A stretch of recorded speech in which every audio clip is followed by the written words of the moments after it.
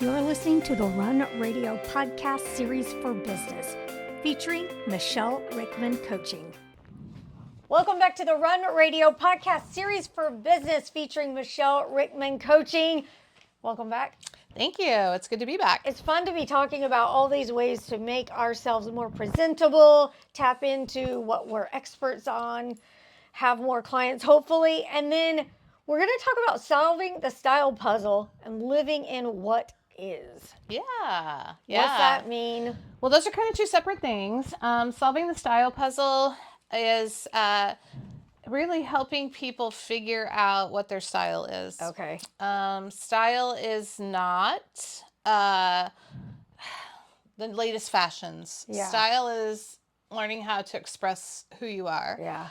And I find that a lot of people get frozen with that because they have a misconception of what that looks like. Yeah. And the number one reason is people don't know how to shop for their body type. Mm-hmm. They don't know how to accessorize in their own personality. They don't know how to bring in color as a representation of who they are. Mm-hmm. So those are just some of the things that I do and help them put those pieces together. So we talked last time about a closet shop, about bringing those things in together, about figuring out who you are. And for a lot of people, walking into any store is just overwhelming. Yeah. And we see the things that we like, and we don't understand why when we go in the dressing room and put them on, we don't look like we thought we were going to look. That mannequin looks a little different than it looks on me. Exactly. Or the opposite. My mom was the best at, I would turn my nose up at something and she'd say, try it on. Try it on. And Yes. I'd love it. Exactly. And so you're right. And sometimes you're probably going to bring this up. Sometimes you got to bring somebody with you. Oh yeah, you should never ever Never shop alone. Never shop alone. But knowing your body type is hugely important, and there are several body types. Usually, I focus on the most common ones, and so when you know how to dress your body type, you start to know what's not going to look good on you in the dressing room and what is. Yeah. And once you know that, the next thing is what clothing represents your personality? What colors do you gravitate toward? What are your business colors? You chose those for a reason. And so when you start thinking about all of those things and bringing them all in together, it changes the way that you see style. Because style is an expression of who you are. Oh, yeah. And I've worked with a lot of different people. I find that a lot of people have things in their closets that they don't even know why they bought them. Or they bought it to go with something that they don't even have anymore, but they hung on to it. Yeah, maybe. Feel called out? A little bit.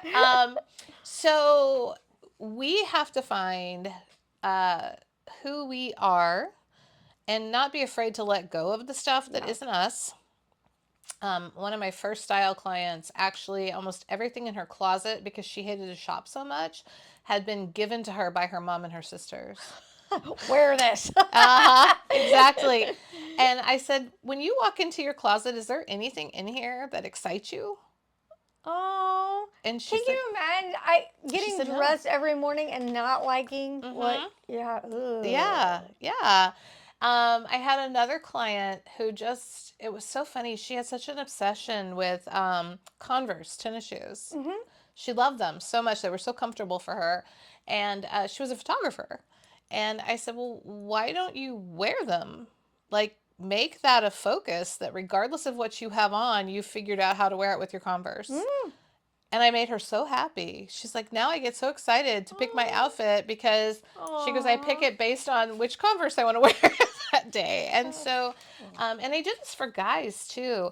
It is so crazy to me that you could try on a pair of pants and you can wear 4 different sizes because our sizes are not common sizes anymore. No. And you need to know how things fit you.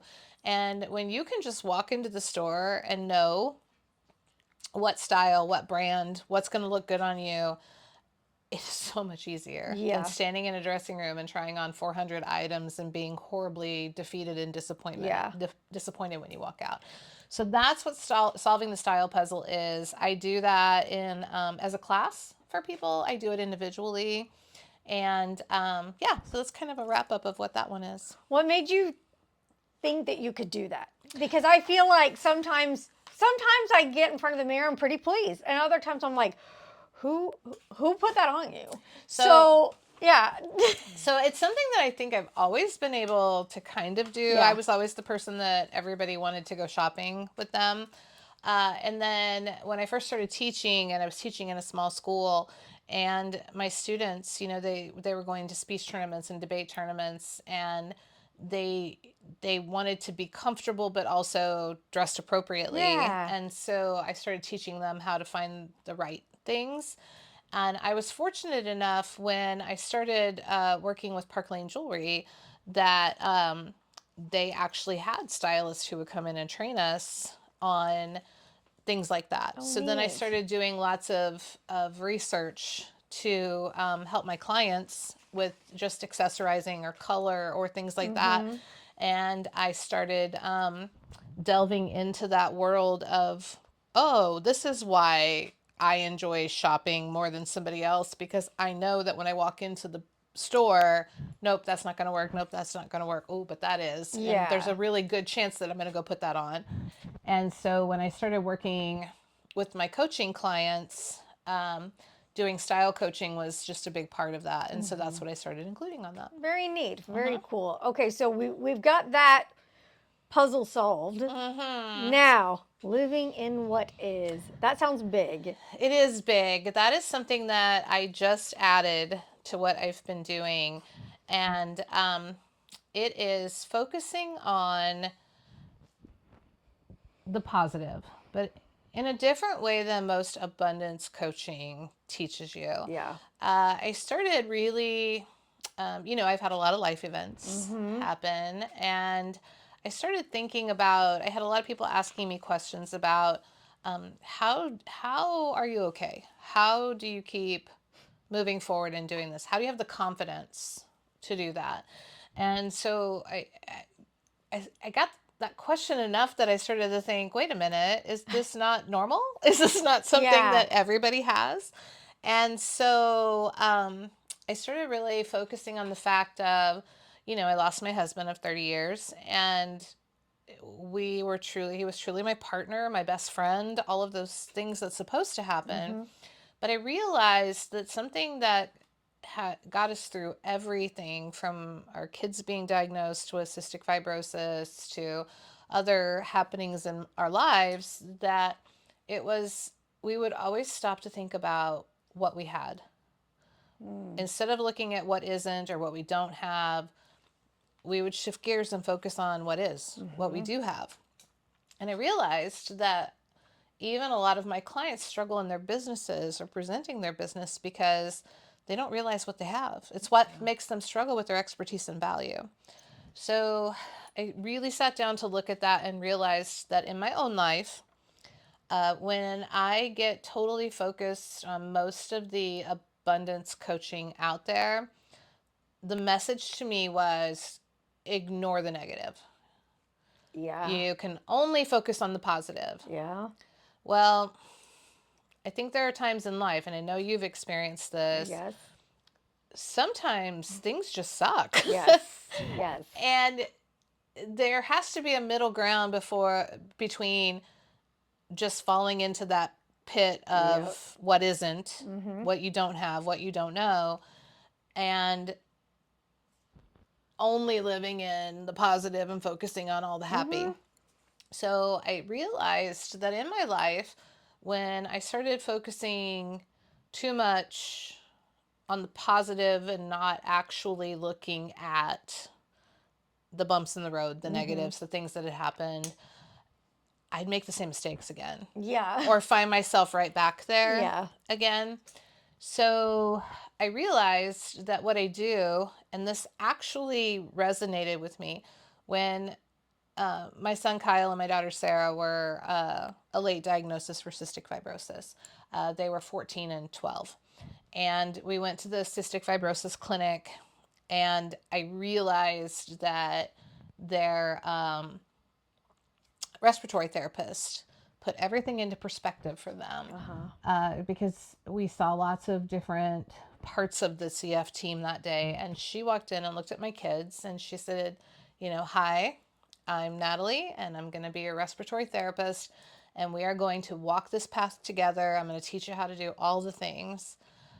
And I just want to look at you and say, it sucks. I'm really sorry. I'm sorry that this is going on with you. I'm sorry that you have this disease." And she said, there's nothing about CF that I'm going to tell you that is good or positive, or that you're lucky because, or any of those things. She said, "So here's what I'm going to tell you. You have CF and it sucks. But there are things that we can do to make it better." Yeah. And she said, "And you've been bombarded with a lot of things today." And she said, "So here's what's going to have to happen. You're going to have to accept it. And then you're going to have to embrace it. It's a part of your life every single day." And she goes, "When you do those two things, then I can help you kick its ass." Yes. There you go. And I think out of everything that everyone said to not just them that day, but to us, that resonated big.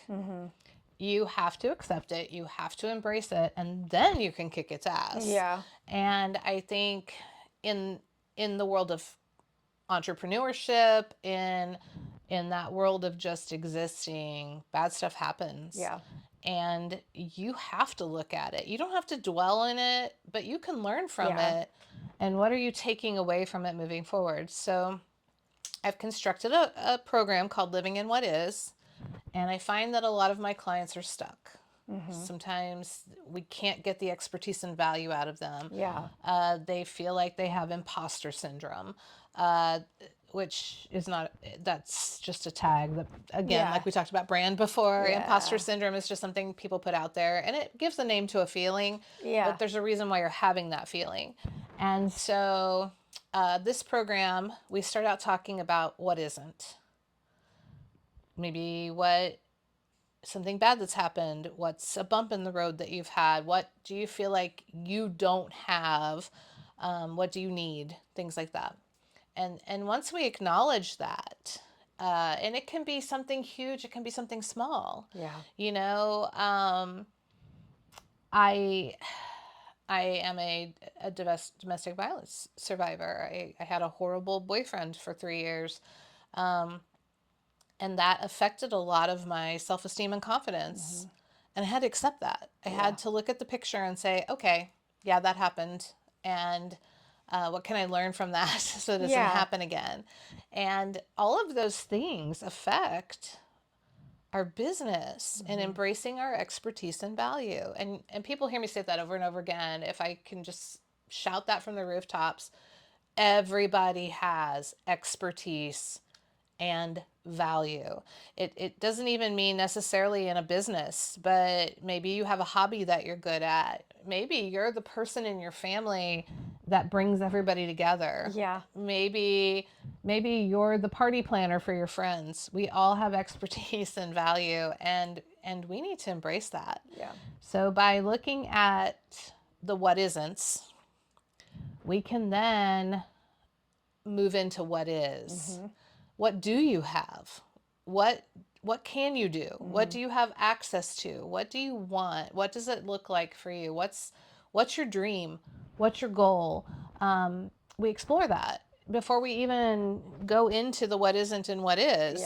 Because if you have a dream or goal and you're not getting there, why not? And so then we look at, okay, maybe you already have what you need. You just didn't know it. Maybe you have access to the things that can help you. Maybe you just have to change the way that you're doing things. And that was a big one for my kids. They had to change the way that they saw the world. They had to change the way that they used their time and their energy. And we did too.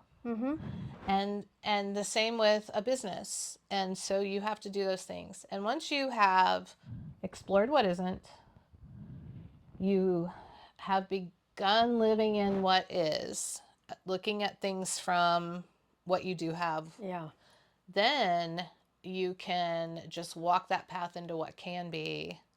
And so I do a lot of that from the focus of, if you're not thriving in your business, maybe we need to explore living in what is. And that way the hurdles aren't so big and the speed bumps aren't so hard. And Yeah. And again, it's kind of connecting with someone else to get those other perspectives that can be really difficult to see for yourself. I may be looking for a paper certification for my worth when you're like, but you've done this for years. Why are you not highlighting that? And I think that's something we tend to do instinctually, and it's not necessarily I think the that's map we need. absolutely. And we compare ourselves all of the time. Society's taught us to compare ourselves to other people, and they have more experience, they have more clients, they have more money, they have more this, and we can really get lost in that. And so exploring why you feel that way and embracing it and acknowledging it, then you can break out of those restraints.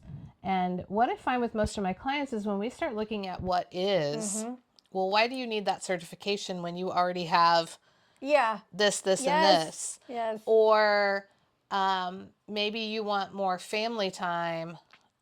Well, that's a generic thing to say unless you've defined what that looks like to you, because maybe you already have a lot of family time. You're just not actually acknowledging it. Yeah. So generally that's what I find, is there's far more positive in people's lives. They have far more of what is instead of what isn't. It's just that we live, as humans. Yeah. As humans, we tend to embrace the negative. We don't even mean to. Negativity bias, right? Yeah. So when I was still teaching, I would laugh about this all of the time. We could have, so I was on a block schedule and we had class for an hour and a half. Okay. In that hour and a half, we could have had the most fun. One that stands out to me was my kids were writing poetry. And so after everybody had finished their poetry notebook, we had a poetry picnic. And we brought blankets and pillows and lemonade and cookies. And we were doing that for the entire class period. We're spread around the room and people are reading their favorite poems. Oh, fun. Yeah. So much fun. Well, at the very end of it, a couple of my boys were acting out and I got onto them. And I'm like, guys, come on, seriously. And I said, we just had this conversation about it. And that's what stood out to them. Oh, I heard my next class came in and said, oh my gosh, I heard your class got in really big trouble. What? We just had a lot of fun too. We just had, Right. we had what? It was an hour and a half class, so we had 85 minutes of fun and 5 minutes of not. But that's what they wanted to talk about. It's like comments too. You could have a post and all these great comments, but the one negative one's the one you're gonna. It's yes, and we do that all of the time. So when we learn to live in what is, it allows us to scroll past the negative comment. Right. We don't care about it, or the negative post, or the thing we don't agree with. Yeah. And it allows us to see the world from a different place. And so I know for my kids and I that is how we've gotten through the last year and a half, is by looking at what we have, what we did have. Yes, we lost this amazing human in our lives, but because of what we had with him and because of what we have, that's how you go forward. And that's how you celebrate what is and what existed. And so then I started thinking about how I apply that to my business. How have I, through all of this, the diagnosis for my kids, the struggle with my youngest daughter and her survivor's guilt, and all the bumps in the road, how have I kept my businesses going? How did I get my focus in the right direction? And sometimes we even celebrate the wrong stuff. I had a conversation one time. We had a speaker, at a convention that I was at, and her business message was all of these really bad things had happened to her, and she still had managed to do this huge amount of sales in the month. Uh-huh. And while that was wonderful, I kept thinking, is this the message we're telling everybody? Is, oh, you're depressed this week, or you're sitting at the hospital with your child, and shame on you for not doing this amount of sales? What we should be celebrating is that you were getting up and you were doing Yeah. what you needed to do. And maybe you did $500 in sales in this really rough situation. Yes. And I think sometimes we focus on the wrong part of it. I always Yeah. joke about the story that we celebrate. Oh, I got lost in the woods for 6 days. I gnawed off my own leg, and I still did $10,000 in sales. Yeah. And the message to me is, well, weren't you focused on the wrong thing? Right. Could have saved your leg. Yeah. You know? Weren't you focusing Yeah. on the wrong message? Yeah. Yeah. So I think sometimes we don't realize what the negativity is that Yeah. comes into our world, and that today maybe you celebrate that you got one thing accomplished for your business while you were dealing with all your personal stuff. Mm-hmm. And imagine what would happen if you focused on that one thing that you did do. Yes. Then tomorrow maybe it's 2 things, maybe it's 5 things, maybe it's all of those. And sometimes it's just a small step that makes a feeling of productivity and actually does move you forward. And it doesn't have to be this arduous Exactly. project that you do day in, day out. Exactly. So I want to teach people how to see what is, not get so lost in what isn't. You know, let's move through what isn't. Let's embrace it. You know, maybe yours isn't a great loss like mine. Maybe it's something else. Maybe you didn't hit a quota. Maybe maybe you've changed businesses. Maybe you lost money. Whatever that is, let's look at it and learn from it, and then let's celebrate what you did do. Yeah. Let's celebrate what you do have. Let's embrace something that is success. How do we know what it is if we don't actually acknowledge it? And you and I have talked a little bit about the toxic positivity, you know, that you must avoid that. You know, like you said, blinders on, never look at the negative. How are you going to learn and grow if you don't? You know, and so it is very important in facing and understanding what a problem is so you can reroute much faster in the future. I think that is so true. And like I said, if you celebrate that one thing that you did get accomplished that day, when it's a struggle for you, then the next day you're going to be able to do more, because positivity feeds positivity. Yeah. And so play to your strengths. So Sounds great. Thanks. Where can people go to connect with you and start signing up for these coaching classes? Oh, you can go to michellerickman.com. Yes. And you can contact me through there. Also, I am on Instagram and Facebook. What were those called? Yeah. The socials. Yeah, the socials. As Michele Rickman Coaching. You can reach me through there.